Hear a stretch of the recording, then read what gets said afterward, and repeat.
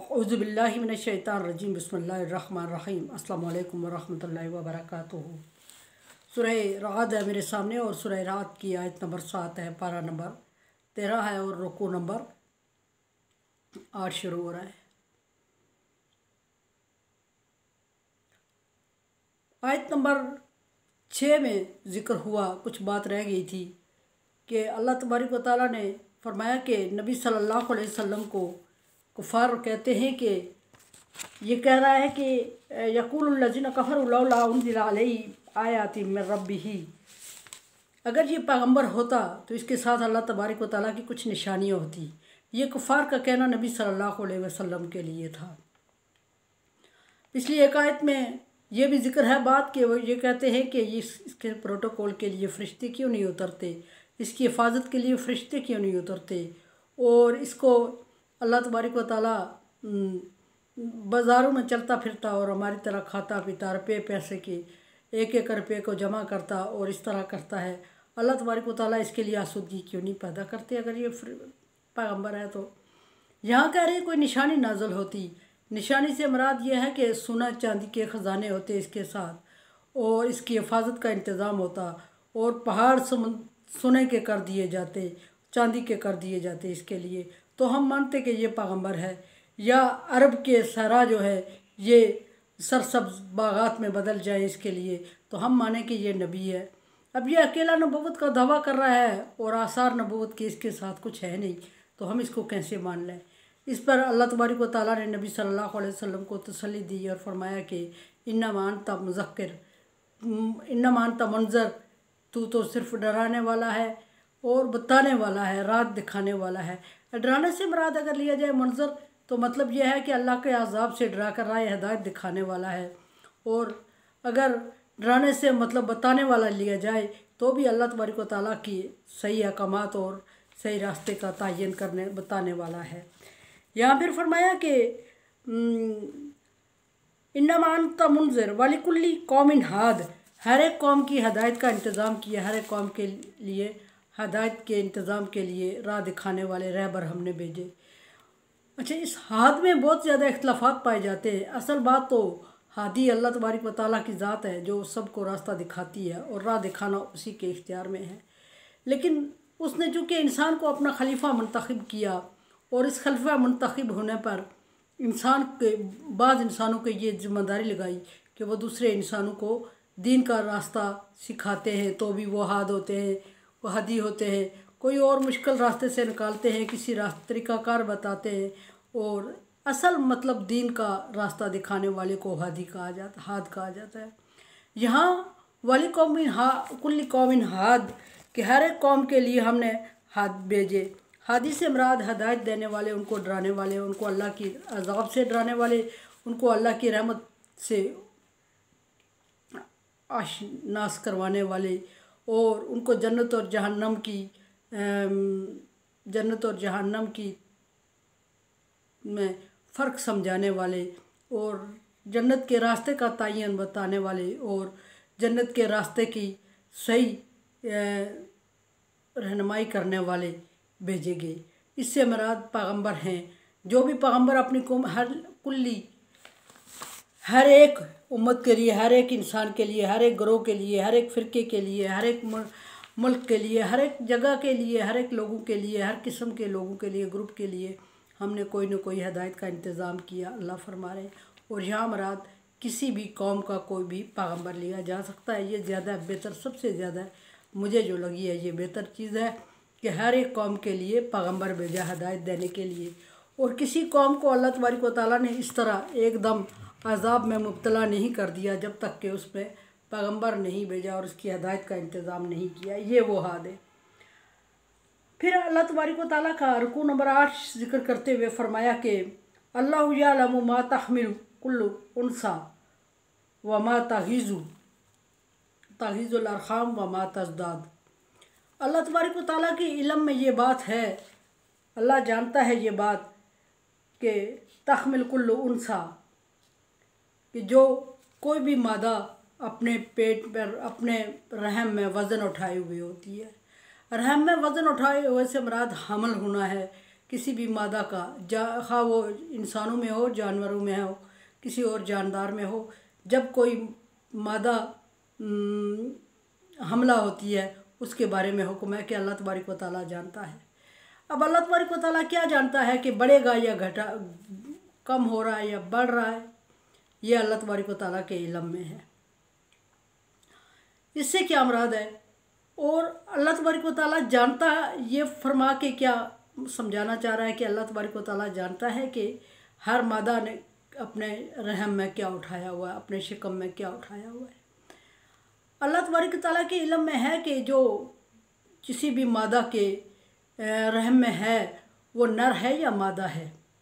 और अगर वो नंबर 2, अगर इंसान की बात की जाए, औरत की बात की जाए, तो अल्लाह तबारक व तआला के इल्म में होता है कि वो नर है या मादा है जो इसके रहम में है, वो खुशबख्त है या बदबख्त है, वो नेक है या बद है, वो अमीर है या गरीब है, वो बड़ा इंसान बनेगा या किस तरह की ज़िंदगी गुजारेगा।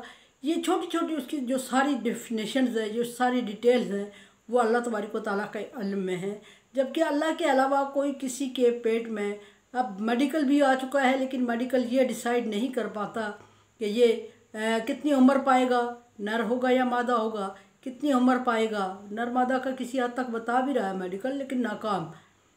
कितनी उम्र पाएगा, नेक बख्त हो जाए बदबख्त होगा, ये कोई मेडिकल नहीं बता रहा है। और किस रंग का होगा, किस तरह का होगा, किस जिस्म के अज़ा से महरूम होगा, सारे अज़ा उसके मजबूत होंगे, खूबसूरत होगा, बदशक्ल होगा, किस रंग का होगा, किस तरह की आँखें, दांत, कान सब मुकम्मल होंगे या कुछ कमी रह जाएगी, ये अल्लाह तबारक व तआला की ज़ात के अलावा कोई और नहीं जानता। और सबसे बड़ी ये बात कि ये बदबख्त होगा या खुशबख्त होगा, ये अल्लाह तबारक व तआला का इल्म में है। और फिर दूसरी बात ये कि अल्लाह तबारक व तआला के इल्म में है कि वो तागीज़ कम हो रहा है, कम या तज़दाद बढ़ रहा है। यानी कि बाज़ ये होता है कि माँ के शिकम में बच्चा आ गया, हाँ वो इंसान हो या जानवर हो, बच्चा आ गया, लेकिन उसकी बढ़ोतरी नहीं हो रही होती, बढ़ नहीं रहा होता, और वो उसी हालत में रह रहा होता है, या फिर उसी हालत में वो सख्त हो जाता है और वो दुनिया में नहीं आता प्रॉपर तरीके से, या फिर वो बढ़ रहा होता है और अपनी असल हालत तक पहुँच कर 9, 10 या बाज़ के 8 महीने, बाज़ के 7 महीने, बाज़ के 9 महीने, इंसान की बात कर रही हूँ मैं, होता है। बाज़ रवायात में ये भी है कि एक सहाबी ज़िक्र करते हैं कि मैं अपनी माँ के पेट में पूरे 2 साल रहा, और जब मैं पैदा हुआ, ज़हक रज़ी अल्लाह तआला अन्हु फरमाते हैं कि मैं अपनी माँ के पेट में 2 साल तक रहा, और 2 साल बाद जब मैं पैदा हुआ तो मेरे दांत निकले हुए थे। हज़रत आयशा रज़ी अल्लाह तआला अन्हु फरमाती है कि हमल की ज़्यादा से ज़्यादा जो टाइम है वो 2 साल है, यानी 2 साल तक भी माँ के रहम में रह सकता है। ये इंसान की बात कर रही हूँ मैं। और कौन है जो कि 2 साल होगा, जो तबी हमल है वो 9 या 10 महीने, कोई 10 महीने बच्चा पूरा करता है और दुनिया में आ जाता है, कोई 8 महीने पूरे करता है दुनिया में आ जाता है, कोई 9 महीने पूरे करके आ जाता है, बाद 7 महीने पूरे करने के बाद भी दुनिया में आ जाते हैं, और बाद 5-6 महीने बाद दुनिया में आ जाते हैं पूरे करने के बाद दुनिया में आते ही दम तोड़ देते हैं, बाद 4-5 महीने के भी ज़िंदा रहते हैं, 8-9 महीने के भी तो ज़िंदा रहते हैं। ये अल्लाह तबारक व तआला के अलावा और कोई नहीं जानता किसने कितने अरसे बाद दुनिया में आ जाना है और कितना अरसा माँ के पेट में रहना है। हाँ वो इंसान है या कोई जानवर है, उसके टाइम की अल्लाह तबारक व तआला ने मिक़दार मुकर्रर की होती है। और आम तबी लोग ये समझते हैं यही कि बच्चा 8 महीने 9 महीने बाद पैदा होने वाला है, लेकिन अल्लाह तबारक व तआला ये जानता है, अल्लाह तबारक व तआला ने उसका मुकर्रर वक्त किया हुआ, और वो मुकर्रर वक्त क्या है वो अल्लाह के इल्म में है। अल्लाह के अलावा इसको कोई नहीं जान सकता कि किस तरह एक माँ जो कि उम्मीद रख के बैठी हुई है वो किस तरह के बच्चे को जन्म देगी, आया वो मुकम्मल इंसान होगा या नहीं होगा, या इंसान होगा ही नहीं, ऐसा भी मुमकिन है। और देखने में भी आया है कि बाज़ दफ़ा पूरे 8-9 महीने बाद जब दुनिया में बच्चा आया तो वो इंसानी शक्ल शुबात में ही इंसानों से मैच नहीं कर रहा था, वो मुख्तलिफ था, और वो दुनिया में आने के बाद ज़िंदा भी नहीं रहा। बात ऐसा भी है कि अब नॉर्मल पैदा होते हैं, लेकिन दुनिया में आने के बाद वालिदैन को 2, 4, 6, 8 महीने बाद जाके उसका इल्म होता है। लेकिन अल्लाह तबारक व तआला को उस वक्त से इल्म है जब वो माँ के रहम में नुतफ़ा ठहरा। और फिर इंसान की तख्लीक की तरफ इशारा करते हुए हदीस भी बयान की कि तुम में से हर एक माँ के पेट में 40, 40, 40, 3, 40 में रहता है। पहले एक खून का कतरा, फिर वो जम के गोश्त का लोथड़ा, फिर उसमें हड्डी पड़ी और फिर उस पर गोश्त चढ़ा। और 40 दिन बाद 4 महीने बाद अल्लाह तबारक व तआला फरिश्ते को हुक्म देते हैं कि जाओ, और उसमें जब रूह पड़ती है तो अल्लाह तबारक व तआला हुक्म देते हैं कि इसकी 4 चीज़ें लिख दो इसके नसीब में जो है। वो क्या होती हैं कि वो खुश नसीब या बदनसीब, और वो कितनी उम्र पाएगा, और वो नहीं नेक होगा या बद होगा, और वो कितनी उम्र पाएगा। और ये चीज़ें अल्लाह तबारक व तआला फरिश्ते को हुक्म देता है। और 40 दिन तक बच्चा जब माँ के पेट में रहता है उसके बाद ये चीज़ें लिखी जाती है और बच्चे में रूह भी आती है। ये सारी चीज़ें अल्लाह तबारक व तआला ने ज़िक्र इस आयत में फरमाई कि इस तरह मैंने इंसान को तख्लीक किया या जानवर को, और उसके दुनिया में आने से नहीं बल्कि उसके माँ के पेट में नुतफ़ा पड़ने से ही मैं उसका हिसाब को मुकर्रर कर देता हूँ। और वो उसी तरह माँ के पेट में जितना अरसा रहता है मेरे हिसाब और मेरे इल्म में ये बात होती है कि वो किस तरह की परवरिश पा रहा है, किस तरह की नमो हो रही है, किस तरह की ग्रोथ हो रही है, और कब दुनिया में उसने आना है और दुनिया में आके उसने क्या करना है। जबकि दुनिया के किसी बड़े से बड़े आलम और बड़े से बड़े डॉक्टर को यह अंदाज़ा नहीं हो रहा होता कि बच्चा माँ के पेट में किस कंडीशन में है।